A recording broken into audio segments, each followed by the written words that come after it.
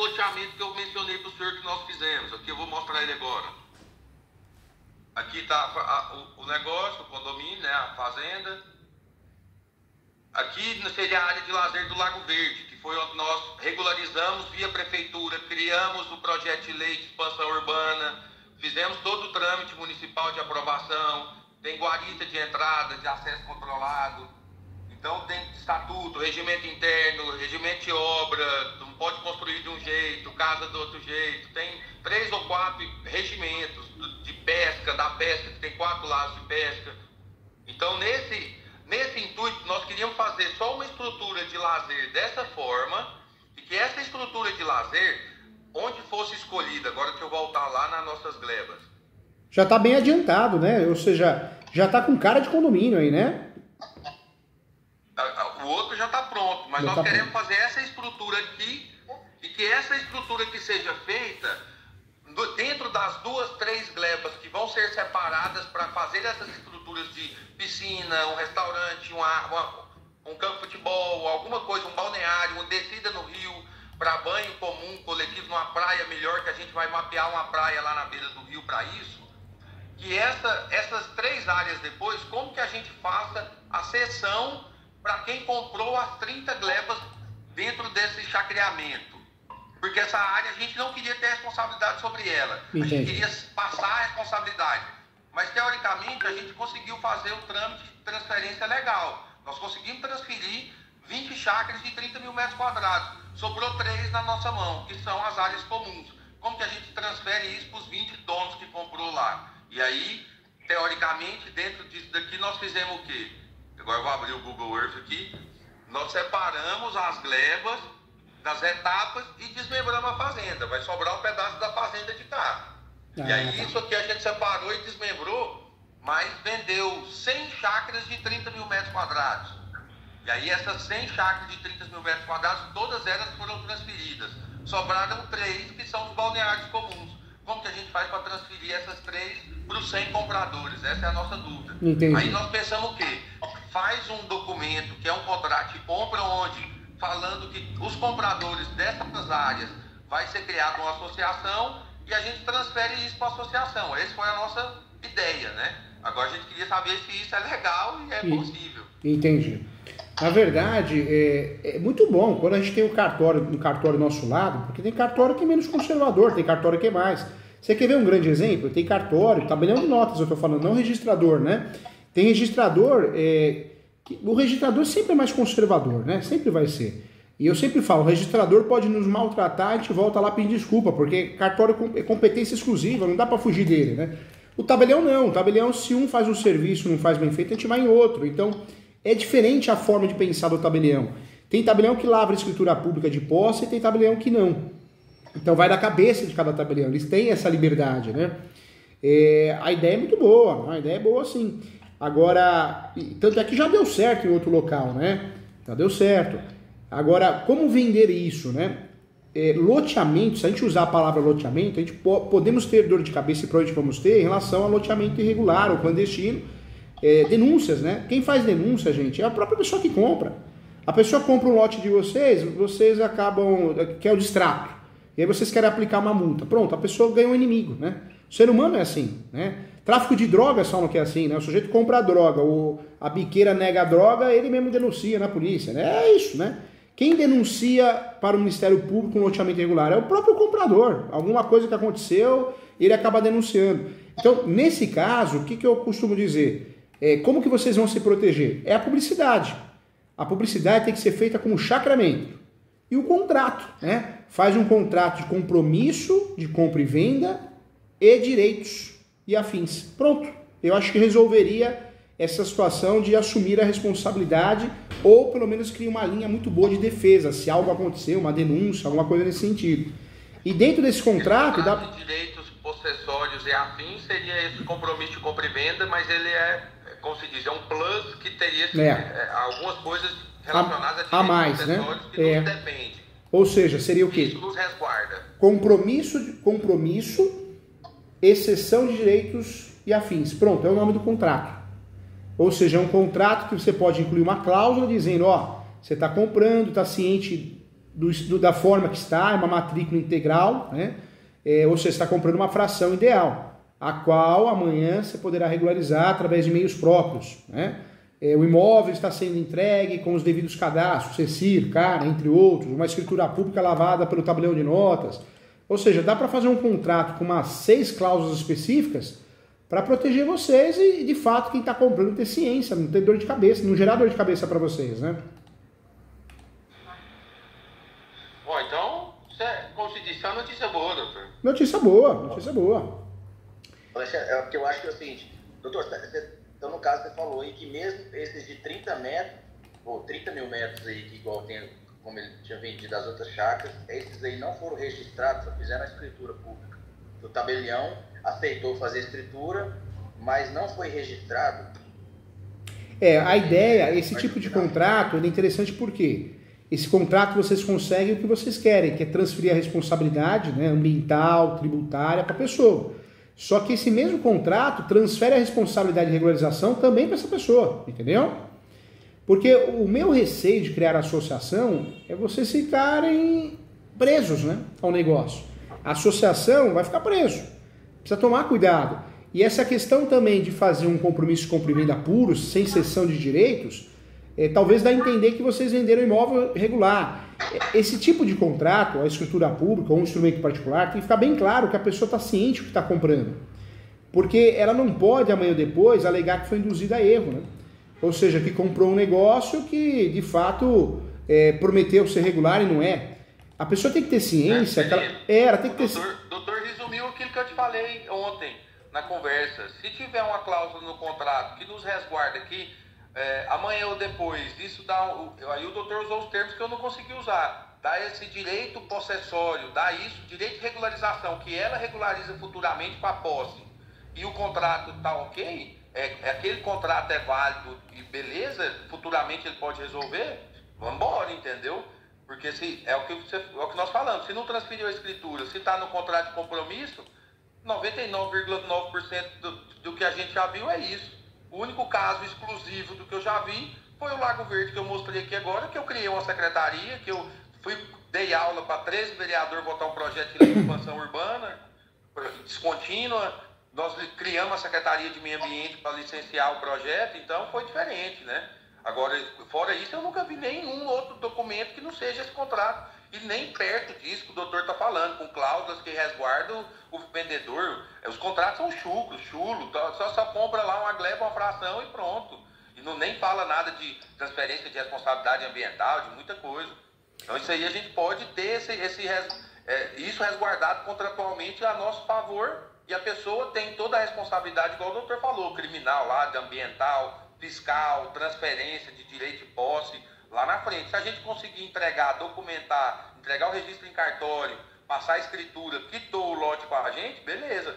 Ela recebeu tudo, então significa que o contrato foi seguido, pagou, transferiu, escriturou, registrou em cartório, acabou. E aí essa transferência é o que o doutor falou. Estando em contrato, pode ser que se não escriturou, está o contrato válido e ele se vira lá na frente para poder resolver a posse dele, né? O problema, gente, é sempre a gente vender um imóvel alegando que é registro, né? Estou te vendendo um imóvel, isso é perigoso. Agora, a partir do momento que você faz um contrato onde você deixa claro que está comprando um imóvel irregular, que a responsabilidade para regularizar aquele imóvel é da pessoa do comprador, aí não há que falar em estelionato, não há que falar em induzimento ao erro, nulidade. Mas é importante deixar claro, e deixar claro começa pelo título, né? Você usar o título adequado, né? Isso faz toda a diferença. Quem compra pode amanhã regularizar através de juros capião, pode regularizar através de REURB, existem vários meios, metodologias para regularizar, né? Judiciais, extrajudiciais, administrativas, mas a pessoa que está comprando tem que estar ciente do que está comprando, né? Para vocês não assumirem nenhuma dor de cabeça nesse sentido. A pessoa tem que entender que existe uma escritura pública, mas não quer dizer que tem escritura pública que vai conseguir o registro. Porque a escritura pública é um meio, eu pego a escritura pública e vou registrar no cartório. Mas esse tipo de situação, nem sempre o cartório aceita, né, e registra. Tem cartório que não aceita, tem cartório que não faz o registro da fração ideal, exige um monte de documento, ou seja, vai implicar. A não ser como... doutor, esse próprio proprietário que o Belino mencionou no início da conversa, ele já fracionou, já registrou, escriturou as frações em 30 mil e registrou perfeitamente o Ah, legal, ótimo. Porque a gente sabe que uma coisa é teoria, né, gente? Outra coisa é prática. Às vezes o cartório da cidade está acostumado, o registrador... Aqui nós já fizemos então, isso. Esse mesmo cartório dessa fazenda, porque ele já fez, e foi aí que ele falou, me procurou e falou, Alexandre, procura um investidor, e eu mostrei os condomínios, mostrei os loteamentos que eu já tinha feito também para ele falou, procura um investidor e pode fazer lá. E me deu a área, colocou na minha mão a área. E o Belino está buscando essa segurança legal, jurídica, contratual, para ver, igual ele falou, os impactos, né? E qual seria esse potencial impacto para a gente ver o investimento, né? Mas perfeitamente, ficou muito clara a explicação do senhor, pelo menos para mim até então. Ou seja, quando tudo depende, gente, o cartório meio é o tabelião. Quando o tabelião lavra uma escritura pública, não quer dizer que necessariamente a gente vai conseguir registrar, porque o cartório de imóveis às vezes pensa diferente. Mas se é uma situação que o cartório de imóveis já está acostumado, né, já é um cartório diferente, seja por interesse que for, né, porque ou realmente tem uma cabeça menos conservadora, ou porque existe uma amizade, a gente sabe que o Brasil é assim mesmo. Então, acontece, né? Então, se existe essa abertura, ótimo, melhor ainda, né? Doutor, aí dentro disso que ele falou, aí voltando a esse caso aí, pegando o gancho aí, do proprietário, o que acontece? O proprietário do terreno, lá no passado recente aí, ele pegou uma parte da fazenda e fez algumas chácaras, acho que 14 chácaras na época. Aí fez tudo bonitinho, 30 mil metros, desmembrou, fez toda essa parte aí, documentação na qual o Alexandre falou, escriturou, registrou no nome da pessoa que comprou. Então ficou tudo legal, né? Só que aí ele queria fazer isso novamente, só que ele queria fazer com essa cara de condomínio, não queria simplesmente fazer as chácaras e entregar. Ele falou, não, queria que ele viu o Lago Verde aí que o Alexandre mostrou, sabe? Do condomínio, piscina e tal. Aí ele brilhou os olhos e falou assim, nossa, eu queria algo assim para cá também. Então ele ia separar um para ele e falar, pô, vendo os outros, mas eu queria fornecer isso para os meus compradores, né? Eu queria ter ali uma área de lazer, uma piscina, uma churrasqueira, uma quadra de futebol, uma quadra de beach tênis, de vôlei, uma coisa assim nesse sentido, sabe? Um lazer para as pessoas. E aí foi onde ele buscou, no caso eu, né, um investidor para estar fazendo isso. E no primeiro momento ele queria fazer como ele fez lá atrás. Não, eu quero fazer o trem legalzinho, quero escriturar a pessoa, então vamos fazer em 30 mil metros. E aí eu que leigo, né, no negócio, falei, Alexandre, a gente não pode dividir em menos frações para a gente fazer aumentar o lucro, porque, por exemplo, assim, essas chácaras, ele vendeu por 300, vou pôr valores aqui, vendeu por 300 mil. Eu falei, pô, se achar um comprador que está com 300 mil para comprar, não é tão fácil. Agora, se nós dividíssemos, vamos supor, essa área de 30 mil metros, dividisse em 3 mil metros, daria mais 10 compradores. 10 compradores com 50 mil, nós achamos fácil. E nós aumentaria o preço para 500 mil. Então, foi essa a minha intenção. Não, e realmente o fracionar imóveis rurais é um ótimo negócio, porque vende mais fácil, concordo. Vende mais fácil, atinge um lucro maior, né, um movimento maior, um fluxo maior. Então, não, é um ótimo negócio. Eu acho que o cuidado que vocês têm que ter aí é realmente o contrato, né? Seja quem for fazer, porque esse contrato pode ser um instrumento particular. Claro que pode. É que o brasileiro ele confia, né? Tudo que é público, ele acha que é mais seguro. E não é, se a gente for ver, tanto a escritura pública como o instrumento particular nesses casos é a mesma segurança jurídica. Mas se o cartório aceitar fazer direitinho, um compromisso e cessão de direitos, nossa, melhor dos mundos. E se o registrador de fato já é conhecedor da situação e facilita essa regularização, esse registro, nossa, aí não tem o que falar, né? Aí, doutor, dentro disso aí é que a gente ia chegar onde a gente queria chegar aqui, ó. Que é assim, ó, dentro dessas, vamos supor, desses 30 mil metros quadrados. Aí, vamos supor, ele foi lá, escriturou, tá bonitinho lá, divididinho. Aí, então eu iria vender 10 lotes, certo? Lá dentro. Aí o Alexandre até comentou que seria um exemplo, tem a matrícula lá, matrícula 1000, entendeu? Aí, dentro dessa matrícula 1000, teria subcategorias, digamos assim, seriam os 10 compradores. Aí isso é que eu queria entender se juridicamente isso vale. Porque seria o quê? Ó, dentro dessa matrícula de 30 mil metros, vamos pensar assim, uma chácara 1, a primeira chácara, tem 10 donos dela. Aí como que a gente colocaria? Cada um é dono de 10% e eu tenho como delimitar isso lá na escritura, lá, por exemplo, assim, falando assim, ó, vamos supor, do ponto A até o ponto B, pensando na largura do lote. Ele tem 100 metros, um exemplo. Então cada um teria 10 metros de frente, você entendeu?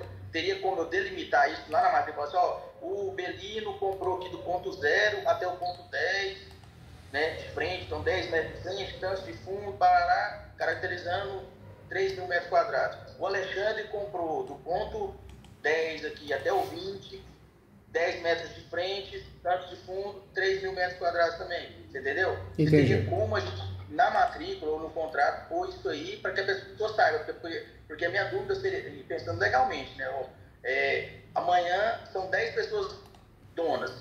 Eu sou dono de 10%. Aí o filho passou, você fez uma casona aí do seu lado e a minha casinha é de pau, que é de palha. Não, eu sou dono de 10%, eu quero esses 10% aí, ó.